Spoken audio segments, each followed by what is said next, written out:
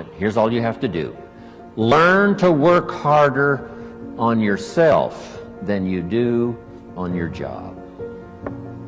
Once I understood that philosophy, it totally changed my life. I made my first fortune by age 32, starting at age 25. And I've made and lost a few fortunes since then. That one simple philosophy, that it's possible to multiply your income by 10, and then by 10, and then by 10, by 10. And here's the simple way to do it. Work harder on yourself than you do on your job. Here's how it was put to me. If you work hard on your job, you can make a living, which is fantastic. If you work hard on yourself, you can make a fortune, which is super fantastic. At age 25, I went to work on myself. The difference in my economic future was so startling, even in the early years, that I never went back to the old ways. I never went back to the old philosophy. I never went back to the old disciplines. I accepted the new ones, and it changed my life forever. Unbelievable. Here it is in philosophical terms. Just jot this phrase down. This is a good one. Success is something you attract by becoming an attractive person. Success is not something you pursue. Success is something you attract by the person you become, by becoming an attractive person. Now, what could you think of that would start to make you more attractive to the marketplace? This is such simple ABC stuff. Let me give it to you. Let me start with this. Jim Rohn's view of the 21st century. We've begun a new century, 21. We've begun a new millennium, number 7. Some scholars hold great significance to this 7th millennium, and I think it's probably true. It's going to be the most extraordinary time in the history of the human race, I think. And these opening years now of the new millennium and the new century, how could you take advantage of this extraordinary time in human history and make for yourself an extraordinary life? Because it's all possible. From testimonials and from personal experience, we have enough information to conclude that it's possible to design and build and live an extraordinary life. From testimonials and from personal experience, we have enough information to conclude that it's possible to design and build and live an extraordinary life. I'd like to have you think about that, not just here, but even after you've gone back home. Think about it at least often enough to say, I think that's true. From testimonials and from personal experience, we have enough information to conclude that it's possible. It's not a guarantee, but it's possible to design and build and live an extraordinary life. To get the most out of today, a couple more notes. Number 1, be thankful. That's a good way to capture the most of a day like this. Be thankful for what you already have. That shouldn't be any problem in America, being thankful. Everything we need is available in America. Everybody wants to come here, right? The last time I was here, that little presentation I gave, everybody wants to come here, America. People haven't plotted and schemed the last 40 years saying if I could just get to Poland, everything would be okay. No, everybody wants to come to America. Why? Everything's available here. All the books you need, all the sermons you need, all the churches you need, all the schools you need, all the instruction you need, all the inspiration you need, all the capital you need, all the markets you need, all the challenge you need, all the information you need, all the seminars you need. Everything's available here. This is America. So number 1, let's be thankful for what we already have. Thanksgiving does this. Opens up the doors, opens up the windows, opens up the channels. Thanksgiving for what you already have. Anyway, let's be thankful. Here's what locks up the doors and the channels to receive more: cynicism. That locks you away. That prevents you from learning more. Being a cynic about the past and the future, a cynic about the marketplace, cynical about the people, cynical about the institutions, cynical about the setup, cynical about yourself, cynical about your chances. See, that locks away all the chance for stuff to flow your way. So, good advice, I think, today. Start off, be thankful. Here's number 2, listen well. That's going to be a challenge today. I understand that. It seems like most of, our life is still going on outside these 4 walls, right? Most of our life seems like it's out, continuing out there. Family and business and associates and market and economy and whatever else is happening in the midst of your life.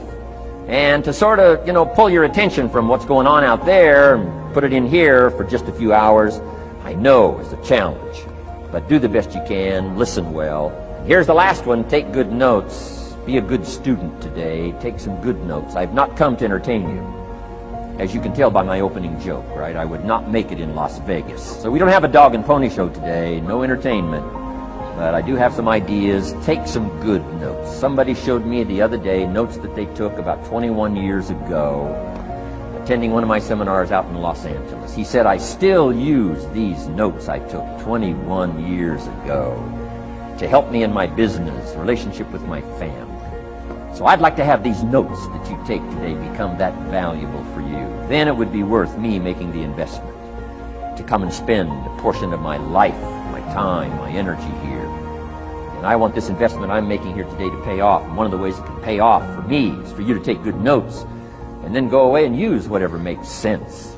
Because what I feast on coming back around is the stories out of this audience today. Sure enough, 6 weeks from now, 6 months from now, 6 years from now, somebody's going to, by phone, by letter, by personal contact, walk up to me and say, the things you shared that day got me thinking. And I started making some changes, and let me tell you what's happened to my business, let me tell you what's happened to my sales career, let me tell you what's happened to my relationship with my family. See, that'll make it worth it for me. Not the money, the return. Something you can't buy with money. If somebody says, thank you for touching my life and taking the time to make the investment. And that's what I'm all about. So if you'll become a good student today, and here's the last note, don't be a follower, be a student. You'll be happy to know today we haven't come seeking disciples. We've got no movement for you to join. I'm just here to share some of my experiences, good ideas best I can. But I think that's good advice. Don't be a follower, be a student, right? Take advice but not order. Take information, but don't let somebody, order your life. Make sure what you do is the product of your own conclusion. Excellent note to make. Make sure what you do is the product of your own conclusion. Not to do what someone else says. Take what someone else says, process it, think about it, ponder it. If it makes you wonder, if it makes you think, then it's valuable. Then when you go take action, make sure that the action is not what somebody told you to do. Make sure the action is the product of your own conclusion. If you'll follow just a little bit of those simple guidelines, telling you the learning process can be speedy, swift, powerful.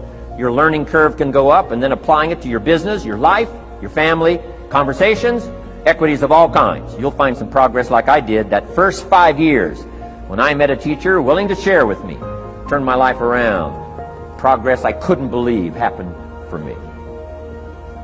Here's the key formula for success. A few disciplines practiced every day. And those disciplines have to be well thought out. What should you spend your time doing? Don't waste your time on things that aren't going to matter. But a few simple disciplines can change your whole economic future. Future with your family, future with your business, future with your enterprise, your sales career, your management career. A few simple disciplines, a few simple habits, good habits, repeated every day. Now here's the formula for failure. Errors in judgment, repeated every day. All you've got to do is to have a few errors in your judgment and repeat them every day. I'm telling you, they'll spin out of control in 10 years. You'll end up driving what you don't want to drive, wearing what you don't want to wear, living where you don't want to live, earning what you don't want to earn. A few errors every day, bad habits every day, it's disastrous. Now here's why it's easy to repeat an error in judgment. Because failure doesn't fall at the end of the first day. Bad habits don't show their horrible results at the end of the first day, or the first week, or the first month. It's easy to get faked out. If disaster fell on us at the end of the first week, we'd change our philosophy. But it's so subtle. Errors in judgment, bad habits. They're so subtle. They get you a little off course, a little off course, a little off course. You keep drifting off course, and all of a sudden you're caught. So you've got the choice right now of one of two easies. Easy to do or easy not to do. I can give you in one sentence how I got rich by the time I was 31. I did not neglect. to do the easy things I could do for 6 years. I did not neglect. That's the key. I found something easy I could do that led to fortune, and I did not neglect to do it. The major reason for not having more of what you want in America, more health, more money, more power, more influence, more everything, the major reason is simple neglect. Neglect. And if you don't take care of neglect, it becomes an infection, and then it becomes a disease. So if you're in the habit of not doing it, doing all it takes to get ahead, get in the habit of doing it. Doing all it takes. That's the first benefit of positive reinforcement. Building good habits. The only thing that stops you from getting what you want in life is the bullshit story you tell yourself of why you can't have it. You get that? What stops you back is the story, because the story stops you from getting honest. And if you can't get honest with yourself, there's no way you can go. Well, imagine like this, success in sales and life, it's like a roadmap, right? You know where you want to go, and you have this perfect strategy, the straight line to get there. It's a perfect strategy. It's going to get you there every single time. But if you don't know your starting point, if you're not getting honest with where you actually are, it doesn't matter how powerful the strategy is, and it doesn't matter how powerful your goal is. I'm going to ask you to set a goal today, right? A 60-day goal. And let's say you really set this goal, and I'll show you how to do it in a brilliant way. So it's visceral. So it makes you really feel it. You see it, you sense it, you smell the goal.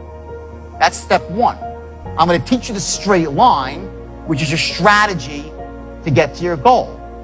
But if you're not honest with where you are right now, your starting point, the map is worthless.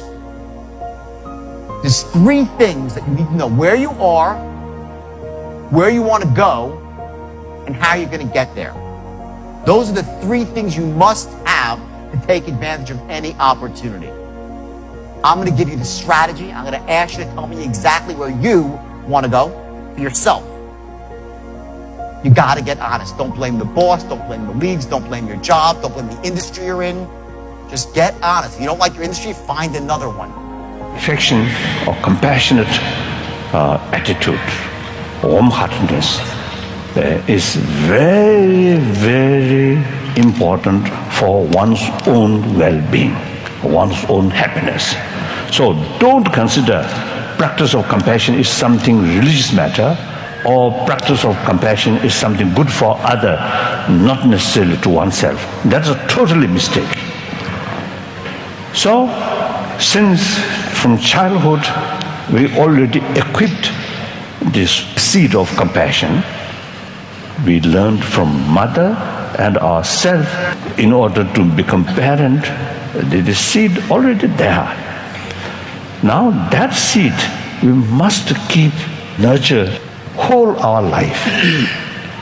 The biological factor compassion is limited, biased, and more depend on others' attitude.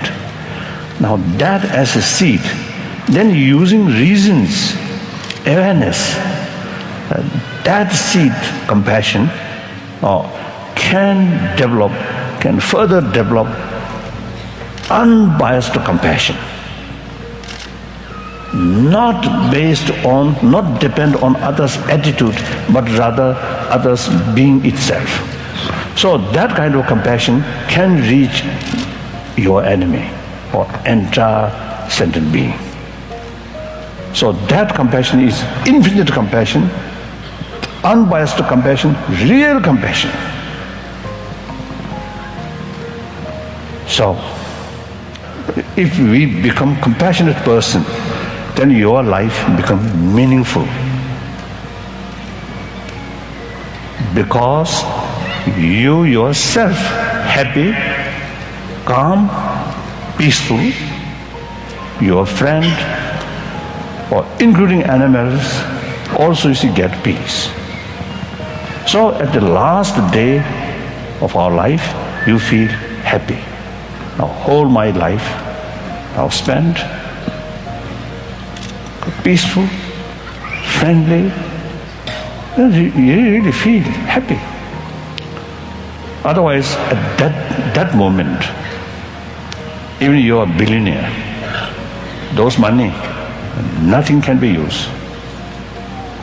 no matter what's good, because of the good body or beautiful body, everything have to leave.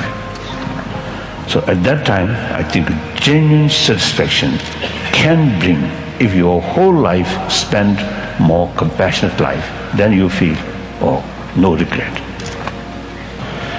So, purpose of life is naturally happy life, meaningful life. So, in order to make meaningful life, ultimately, wholeheartedness is the key factor. What does it mean to be successful? Across the globe, youth hold various views of what success is and how to achieve it.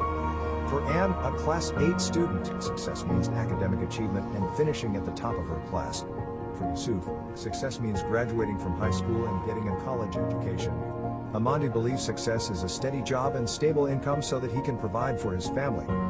Success can mean many things to different people. For some it is marrying the right person, having beautiful kids, acquiring wealth, or being popular.